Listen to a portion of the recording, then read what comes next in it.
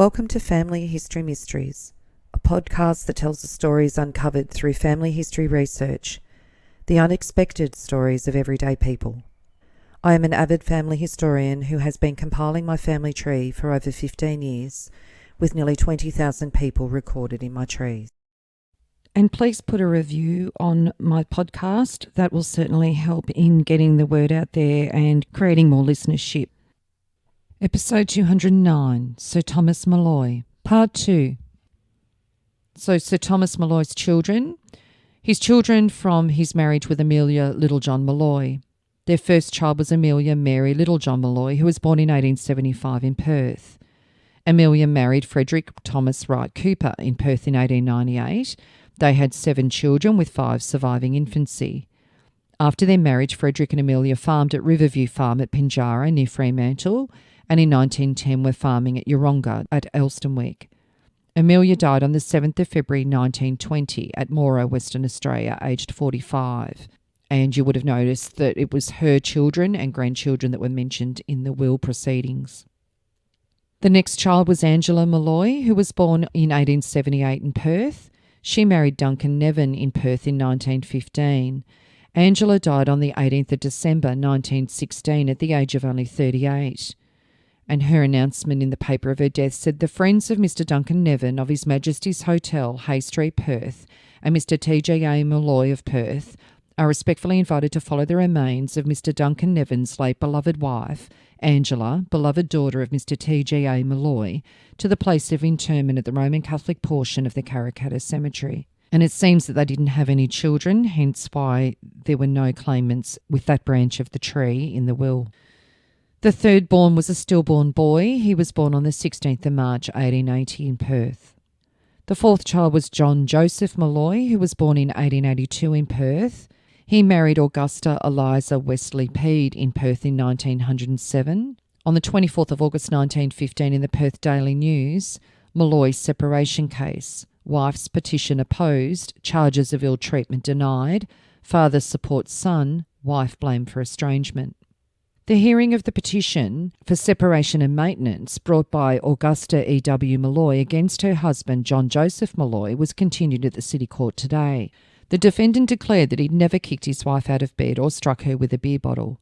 He gave denial to the complainant's statement that he locked her in her room to prevent her from seeing her brother, and branded her story of ill treatment when she returned from a Red Cross meeting as false. When he spoke of her account with Brennan Brothers, she retorted that she would get as many clothes as she wanted. The defendant declared that he'd always treated his wife kindly and considerately. He had, he said, never struck her, but he had pushed her. He was now receiving an allowance of £3 per week, £2 of which was being saved for him. About 4 months ago, his allowance was £4, previously £5, and at the date of marriage, £6. Usually he had a drink before breakfast, and sometimes 2. The defendant denied that he ever threatened to kill his wife. Thomas George Anstruther Molloy, father of the defendant, opened his evidence with the statement that the mother of his son died when he was 5 years old, and her dying message to him was to look after the lad. He feared he'd inherited his mother's complaint and had a great struggle in rearing him.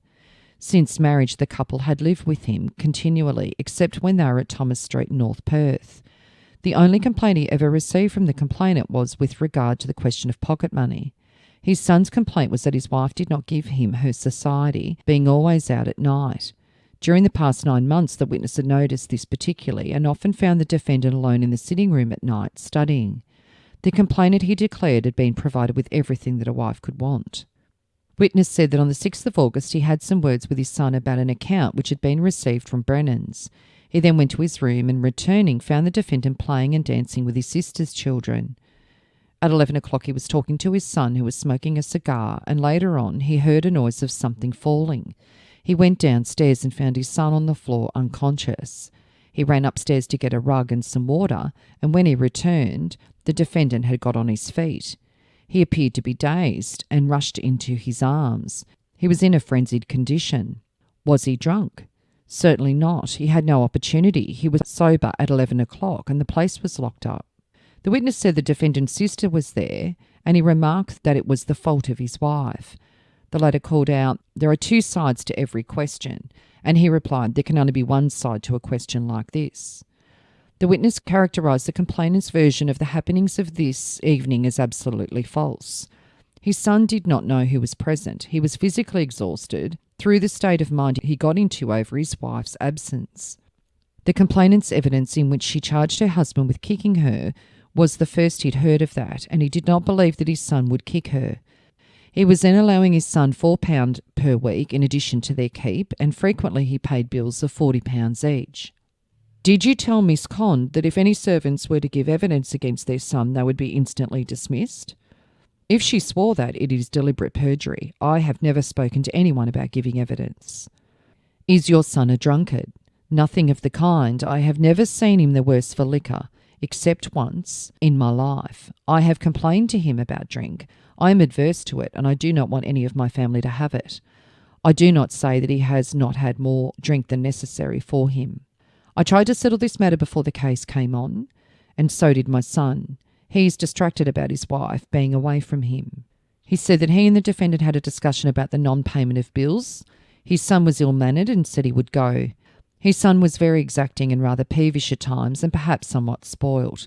Among his fellows he was exceedingly popular and well respected. He was now allowing his son £1 a week.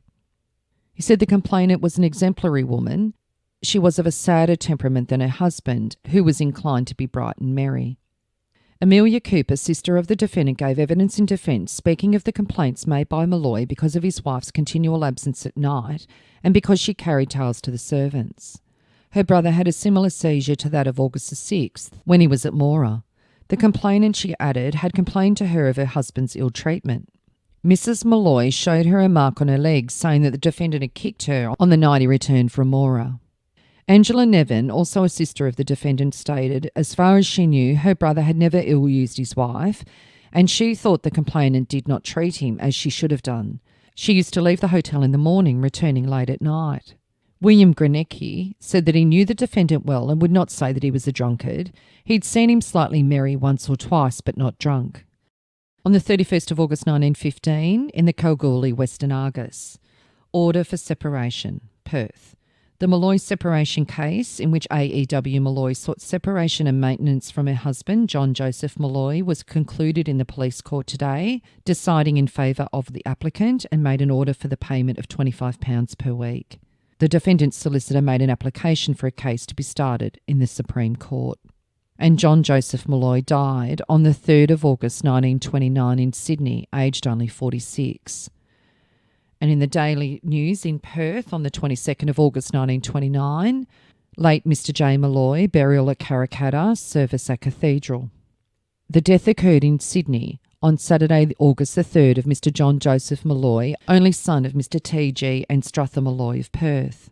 His remains arrived by the Katoomba at Fremantle this morning and will be interred at Karrakatta tomorrow afternoon.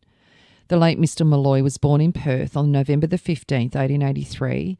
He attended St. Bridget's Convent School and was there for 5 years.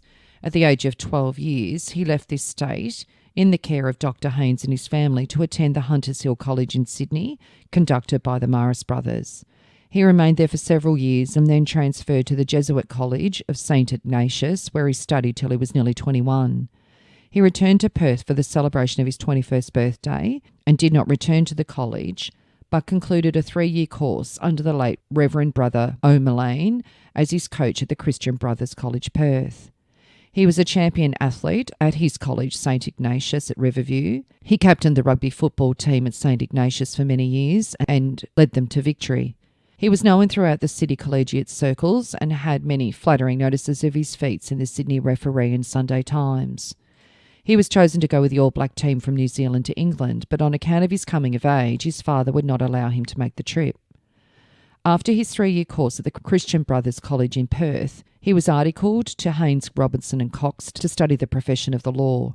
He introduced the game of rugby football into Western Australia and continued his successes in that direction here. He passed his preliminary examination in company with Mr. Thomas Walker. Being such an enthusiast in football, he finished his examination at 2:30 in the afternoon and went to captain his team at the Esplanade. He was the recipient of many testimonials, gold medals and honour caps for his athlete successes.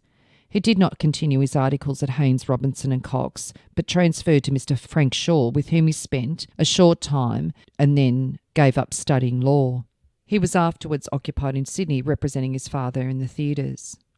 The late Mr. Molloy married in 1907 to Miss Augusta Eliza Wesley Peed, daughter of the late Mr. and Mrs. Alfred Peed. Mr. Alfred Peed was a very old settler and a large property owner at Geraldton. For the last 6 months, Mr. Molloy had been suffering from teeth troubles and contracted pneumonic influenza. He was a few days ailing from this complaint when pneumonia supervened, and he died on the 3rd of August. Immediately before the body left Sydney, at the chapel of the mortuary, a service was held in which representatives of St. Joseph College, Hunters Hill, were in attendance. And on the 6th of August 1930, in the Perth Daily News, Molloy will case, allegation of forgery, withdrawal by widow. Allegations that a will purporting to have been signed by John Joseph Molloy in a flat at Darlinghurst, Sydney in October 1928 was a forgery. This was contained in the defence to an action between Thomas George Anstruther Molloy and Augusta Eliza Molloy, heard by Mr. Justice Dwyer in the Supreme Court. When John Joseph Molloy, who was the son of T.G.A. Molloy, died, it was reported that he'd not left a will. Some time later, however, it was announced that the will, which was the subject of today's action, had been located, and T.G.A. Molloy applied to the court for probate. The widow of J.J. Molloy, Augusta Eliza Molloy, opposed the application on 2 grounds. Firstly, that J.J. Molloy at the time of signing the will was of unsound mind, and secondly, the will was a forgery. When the case was called on today, Mr. Reg Cooper, appearing for T.G.A. Molloy, remember that's Thomas Molloy's grandson, said that the parties had reached a settlement, and counsel for Mrs. Molloy said that in view of the opposition to the application, it was withdrawn. Evidence of the signing of the will was given by Rebecca Kate Sarge, who said the signature of the will produced was that of John Joseph Molloy. She and her sister witnessed his signing it in a flat in Darlinghurst, Sydney on the 26th of October 1928. She fixed the date because she remembered that was the day before Molloy left to go to the Melbourne Cup. The actual terms of settlement were not disclosed, but it was stated that an arrangement had been made by which the widow will receive arrears of maintenance and a fixed weekly amount for future maintenance to her death. The will of which probate was granted this morning reads, I, John Joseph Molloy of Sydney, New South Wales, gentlemen, hereby revoke all former wills and testamentary dispositions made by me, and by this my last will devise and bequeath all my real and personal estate whatsoever, and wheresoever to my father, Thomas George Anstruther Molloy, absolutely, and appoint him sole executor of my last will. The witnesses are Kate Sarch and Dorothy M. Welch. On the 9th of August 1930, in the Perth Mirror, How Molloy will case was settled. Sensational allegations withdrawn. Big city property goes to Tom Molloy. The interesting fight that threatened to develop round the will of the late Jack Molloy has had a tame ending. After all the caveats and allegations of forgery, the case came to the court on Wednesday, when Mr. Justice Dwyer was informed that a settlement had been reached. The terms of that settlement, known only to the parties concerned, but it's understood on good authority that the widow of Jack Molloy will get a lump sum of £1,000, £12 a week for life, and 3 blocks of land at Cottesloe. The balance of the estate, which was estimated as high as £120,000, will go to the deceased's father, Thomas George Anstruther Molloy. At his death, it was believed that he died intestate. In that event, the first £500 of his estate would go to his widow, and the balance would be divided equally between his widow and his father. It was an estate worth fighting for. The main item was a piece of land that leads through from a ramshackle building in the terrace to the Metropole in Hay Street. Various people have placed various values on the property, but it's understood that a Sydney syndicate once offered £118,000 for it.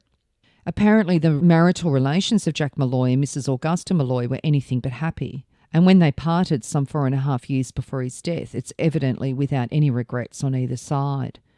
In the last few years of his life, Jack Molloy lived mostly in Sydney and described himself as a gentleman. His wife resided in Perth, a small allowance being made to her. For some time prior to his death, Jack Molloy's health gave trouble, and he'd been under the care of Rebecca Kate Sarch, a nurse at Darlinghurst, Sydney. At first it was believed that Jack had died intestate, but later a will was found. But if the father was satisfied with a will which left everything to him, the widow wasn't. She promptly lodged a caveat against the probate being granted and followed this up with an affidavit alleging that the will was a forgery, and that the deceased was not in a sound mind at the time it was supposed to have been signed. For a time, an exciting and expensive legal fight threatened. That was last October, but eventually the parties came to an agreement. An interesting witness at the hearing was Jack Molloy's nurse, Rebecca Sarch, who's now living in Perth. She and her sister, Dorothy M. Welch, witnessed the signature of the will, and so what threatened to be one of Western Australia's most interesting civil actions has fizzled out in a tame private settlement. And on the 22nd of November 1933, in the Perth Western Australian, Widow's Annuity, Molloy Estate Security, appeal to full court. By a decision of the State Full Court, an appeal by T.G.A. Molloy against a decision of Commissioner Davies refusing him permission to further encumber property which secures the payment of maintenance to his daughter-in-law was dismissed. The case set out that John Joseph Molloy, appellant's son, died in New South Wales in August 1929, leaving the whole of his property to the appellant. His widow, the respondent, challenged the will, and in August 1930 a settlement was made by the terms of which the appellant was to pay his daughter-in-law £1,430 and maintenance of the rate of £12 a week. It was provided that the maintenance should be secured by interest in the property bequeathed by the respondent's late husband to the appellant, consisting of property with a frontage in Hay Street, portion of the Hotel Metropole, also with the frontage of St George's Terrace. The order reserved the right of the appellant to apply to have other properties substituted as security for the maintenance money. The property bequeathed by the late J.J. Molloy to the appellant was mortgaged to the appellant for £20,000 and to the AMP Society for £30,000. The appellant had the property transferred to himself as beneficiary owner, then sold the Hay Street half to his daughter, Mrs. Hammond, for £45,000 with a deposit of £6,800, and the St George Terrace half to his daughter Mrs Barrett for £25 with a deposit of £4,000. As the maintenance to the respondent was paid only out of income from the estate, and because the Depression reduced receipts, a sum of £198 was owing to the respondent as arrears in September. The maintenance paid to her fell to £6 a week, and during the past 6 weeks to £3 a week. So as to improve the estate, her appellant had spent approximately £1,600 on a theatrette in Hay Street, exceeding the bank overdraft on their portion of the estate. The bank had called on the appellant to reduce the overdraft, and in order to do so, the appellant had applied to Mr Commissioner Davies to be allowed to secure a further mortgage for £2,000 from the AMP Society and to have it registered as a prior encumbrance to Mrs Molloy's annuity. The application was refused, and against that decision, Mr T.G.A. Molloy appealed.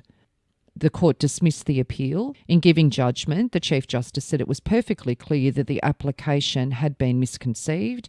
It had not been an application to find security by substituting other property, but an application to postpone the charge on a mortgage of £2,000.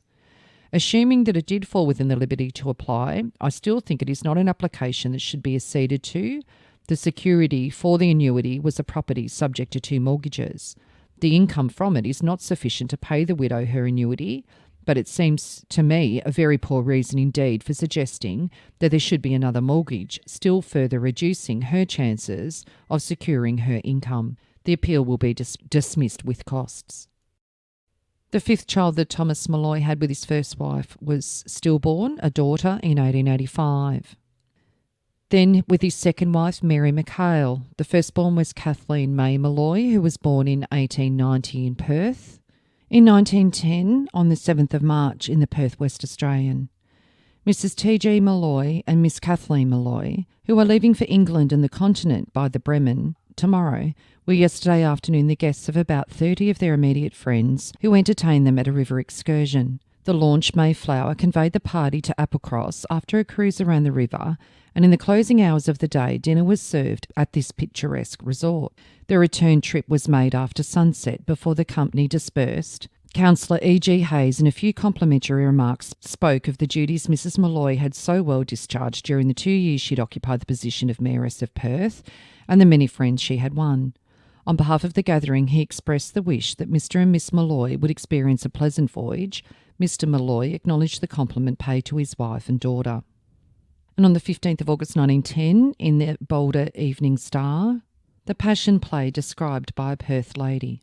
Miss Kathleen Molloy, daughter of Mr. T.G. Molloy, who is at present studying music in Munich, Germany, has sent a charming account of her visit with her mother to Oberammergau to witness the famous Passion Play, which attracts its audience from all over the world.